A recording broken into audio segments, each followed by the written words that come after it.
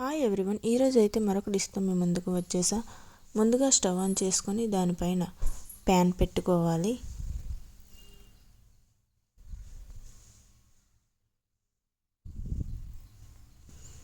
ఇలా ప్యాన్ పెట్టుకున్నాక అందులోనే సరిపోయినంత ఆయిల్ని వేసుకోవాలి.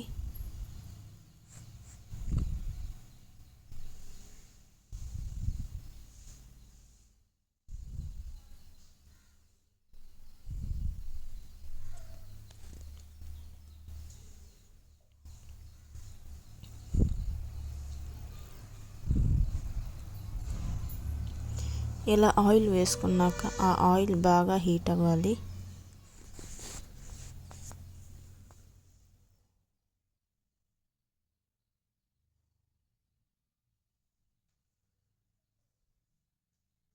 ఆయిల్ అనేది బాగా హీట్ అయ్యాక దాంట్లో ముందుగా తరిమి పెట్టుకున్న ఉల్లిపాయ ముక్కలు, అలాగే పచ్చిమిర్చి, వెల్లుల్లి రెబ్బలను కూడా వేసుకోవాలి.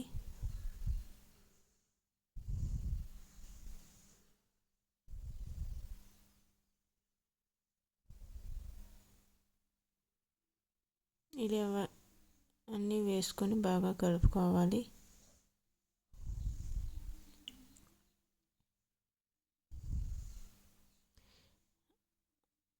నేను పోపు దినుసులు అనేవి వేయటం మర్చిపోయాను, అందుకే ఇవన్నీ వేసిన తర్వాత వేస్తున్నాను.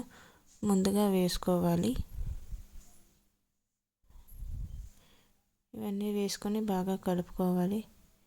ఇవి బాగా మగ్గిన తర్వాత ఇలా బ్రౌన్ కలర్లో వచ్చిన తర్వాత అందులోనే మనం ముందుగా కట్ చేసి పెట్టుకున్న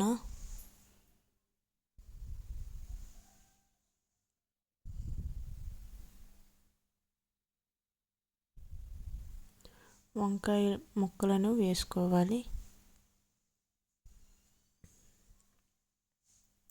ఎటువంటి మసాలాలు యాడ్ చేయకుండా చేస్తున్న కర్రీ ఇది. ఎటువంటి మసాలాలు కూడా యాడ్ చేయలేదు.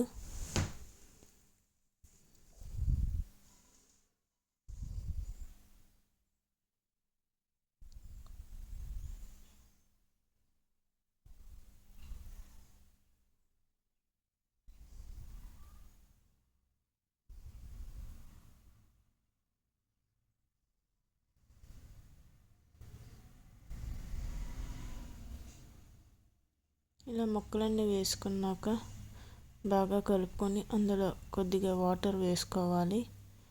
వాటర్ వేయకపోతే వంకాయ అనేది ఉడకదు సమంగా, అందుకనే ముందుగా కొద్దిగా వాటర్ వేసుకుంటే అది బాగా మగ్గుతుంది. దీనిపైన ఒక 5 నిమిషాలు మూత పెట్టి తీసి చూసుకుంటే వంకాయ అనేది బాగా మగ్గిపోతుంది. ఇలా మగ్గిన వంకాయలో మనం ముందుగా కట్ చేసి పెట్టుకున్న టమాటా ముక్కలను వేసుకోవాలి. టమాటాలు అనేవి ఎక్కువగా యాడ్ చేసుకుంటే కర్రీ అనేది చాలా టేస్టీగా ఉంటుంది. ఇలా ఇవన్నీ వేసుకున్నాక వీటన్నిటిని బాగా కలుపుకోవాలి.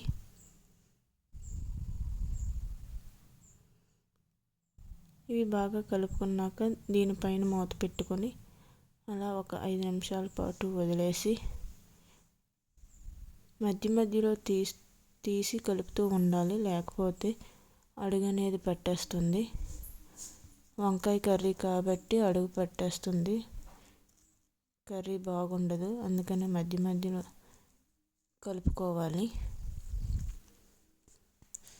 ఇలా బాగా మగ్గిన తర్వాత ఇందులోనే కొద్దిగా పసుపు,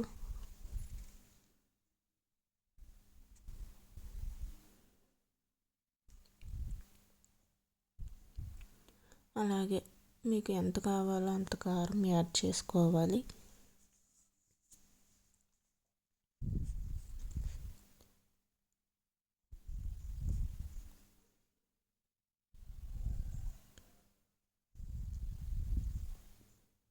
అలాగే అందులోనే సరిపడినంత సాల్ట్ కూడా యాడ్ చేసుకోవాలి.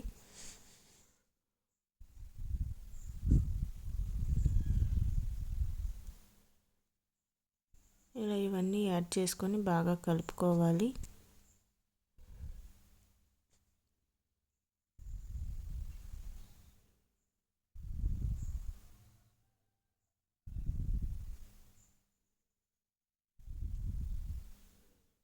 చూసారుగా, నేను చూపించిన విధంగా బాగా కలుపుకోవాలి.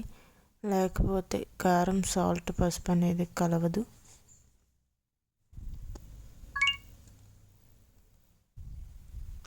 ఇలా బాగా కలుపుకున్నాక ఇందులో కొద్దిగా వాటర్ని వేసుకోవాలి.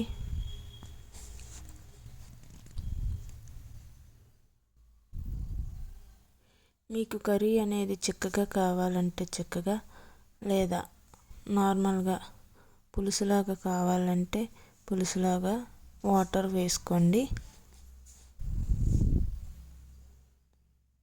ఇందులోనే కొద్దిగా చింతపండు వేసుకోవాలి. చింతపండు వల్ల పులుపు అనేది యాడ్ అవుతుంది. కర్రీ అనేది చాలా టేస్టీగా ఉంటుంది. దీనిపైన మళ్ళీ ఒక 5 నిమిషాల పాటు మూత పెట్టుకొని తీసి చూసుకుంటే మన వంకాయ కర్రీ అనేది తయారైపోతుంది. చూసారుగా ఎంత చక్కగా అయ్యిందో. ఇలా కొద్దిగా పలుచగా ఉంటే స్టవ్ ఆఫ్ చేసుకొని సర్వ్ చేసుకోవచ్చు. లేదా చిక్కగా కావాలనుకుంటే ఇంకాసేపు బాగా మగ్గనివ్వాలి. ఇంతే ఫ్రెండ్స్, వంకాయ కర్రీ అనేది రెడీ.